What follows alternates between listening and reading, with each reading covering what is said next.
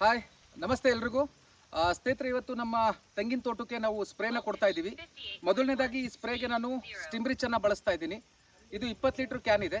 ಈ ಕ್ಯಾನಿಗೆ ಏನು ಬೇಕು ಡೋಸೇಜು ಈ ಬಕೆಟಲ್ಲಿ ನಾವು ರೆಡಿ ಮಾಡ್ಕೊತಾ ಇದ್ದೀವಿ.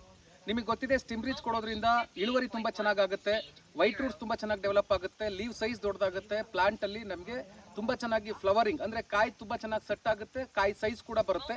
ಹಾಗಾಗಿ ಸ್ಟಿಮ್ರಿಚನ್ನು ಬಳಸ್ತಾ ಇದ್ದೀವಿ. ಅದ್ರ ಜೊತೆಗೆ ವೈರಸ್ ಕಂಟ್ರೋಲರ್ ಆಗಿ ನಾವು ಆಂಟಿವೈರಲ್ ಅನ್ನ ನಮ್ಮದೇ ಪ್ರಾಡಕ್ಟ್ ಬಳಸ್ತಾ ಇರುವಂಥದ್ದು.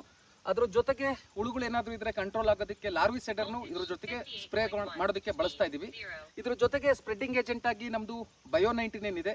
ಈ ಬಯೋ99 ಆಂಟಿವೈರಲ್, ಲಾರ್ವಿಸೈಡರ್ ಜೊತೆಗೆ ಸ್ಟಿಮ್ರಿಚ್ ಇಷ್ಟು ಉತ್ಪನ್ನನ ಸ್ಪ್ರೇನಲ್ಲಿ ಬಳಸ್ತಾ ಇದ್ದೀವಿ. ಇದ್ರ ಜೊತೆಗೆ ಸ್ವಲ್ಪ ನೀಮ್ ಆಯಿಲ್ ಕೂಡ ನಾವು ಹಾಕ್ತಾ ಇದ್ದೀವಿ. ಈ ನೀಮ್ ಆಯಿಲ್ ಕೊಡೋದ್ರಿಂದ ಸಕ್ಕಿಂಗ್ ಪೆಸ್ಟ್ ಸ್ವಲ್ಪ ಕಂಟ್ರೋಲ್ ಆಗಲಿ ಅನ್ನೋ ಉದ್ದೇಶಕ್ಕೆ. ಫೈನಲಿ ಇದನ್ನೆಲ್ಲ ಕೊಡೋದ್ರಿಂದ ಬೆಸ್ಟ್ ಇಳುವರಿಯನ್ನು ನಾವು ತಗೋಬೋದು.